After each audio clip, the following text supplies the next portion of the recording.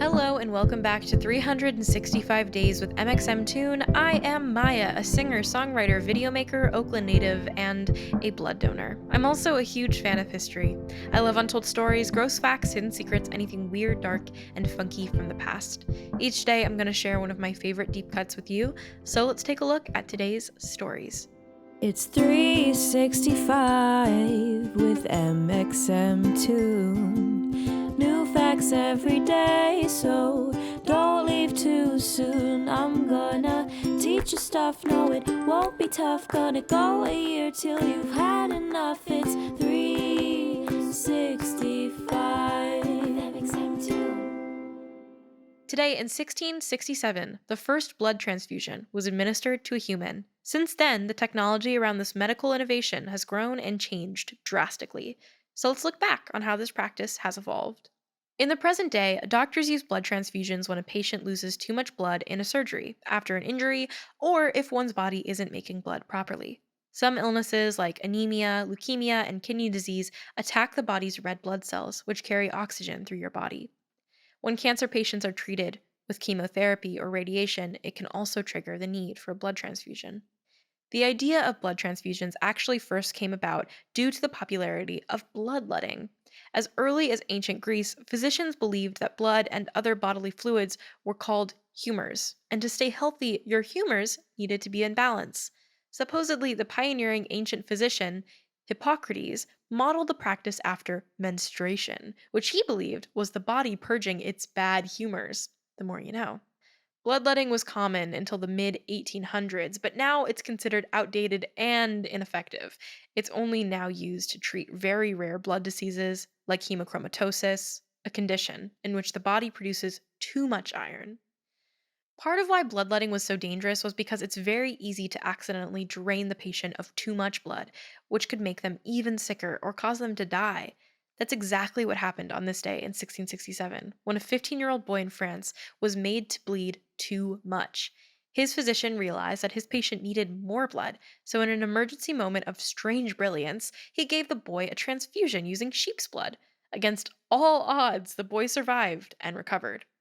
Historians aren't exactly sure who the physician was, since two people have been awarded credit for the same incident involving the sheep's blood. Some believe the doctor was Jean Baptiste Denis, the personal physician of King Louis XIV, who reigned over France for 72 years, longer than any other monarch of a sovereign country. Others say it was an English doctor named Richard Lower. Either way, this strange incident opened up a new line of inquiry for the doctors of the age. Could you put foreign blood into someone's body to help cure illness? It took about another 300 years for doctors to find out how to successfully administer a blood transfusion. Sheep's blood might have worked that one time in 1667, but let's just say there's a reason why we don't do interspecies blood transfusions anymore. The practice turned out to be so dangerous that it was banned. Scientists also found that when humans were given blood from other humans, it sometimes worked, but often could be very fatal. By 1901, an Austrian physician named Karl Landsteiner discovered why. There are four different types of blood: A, B, AB, and O, and they each have different compatibility with each other. Also, all four blood types can be positive or negative. So, for example, someone with AB positive blood can receive a transfusion from any blood type, while someone who is O positive can only receive blood from someone with O positive or O negative blood. Landsteiner won a Nobel Prize for his findings, which revolutionized the treatment of blood-borne illnesses. Now, we also know how to store blood so that if a patient needs an emergency transfusion, the hospital has the resources they need on hand. But where does that blood come from? Blood donation. Donating blood can truly save a life. If you're able to, find your nearest Red Cross location, hospital, or anywhere else that takes blood and schedule an appointment. Usually, doctors will take about half a liter of blood, which is a healthy amount to lose, but it's possible you might feel a little woozy after, and that's totally normal. Or you may feel just fine. You can donate blood once every 2 months. Plus, sometimes you get a juice box and snacks after. And hey, what's better motivation than free food? Now let's talk about music. On this day in 2018, our former guest host Tessa Violet released Crush, the first single from her album Bad Ideas. In the music video for the chill, catchy pop song, Tessa makes a supermarket look insanely cool, dancing around the store and moonwalking across the frozen waffle section. The song is about trying to play it cool when you have a crush, but on the inside, you're freaking out, and maybe the only way to calm yourself down is to dance across the canned goods aisle in the grocery store. Now, Tessa's video has over 80 million views on YouTube, so clearly, I'm not the only one who thinks that video rocks.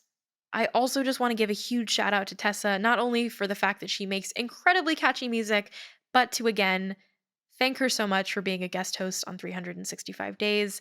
It was such a joy to have her host the podcast, and I'm so thankful that she is my friend. And now, for the final segment of today's show, I will be going into my own photo archives to see what I was up to on a June 15th in my life. June 15th, 2018, I got my wisdom teeth removed, and I was high as hell on laughing gas. Oh my god, I have like 18 selfies here right now of me doing peace signs as uh I was high on laughing gas.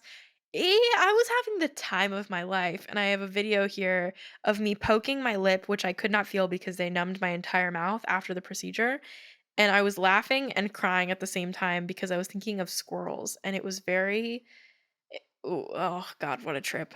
Um,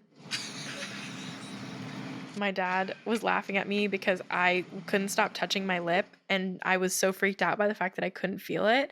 I had an incredibly swollen face for a very long time after that, and it took me a while to recover from the laughing gas.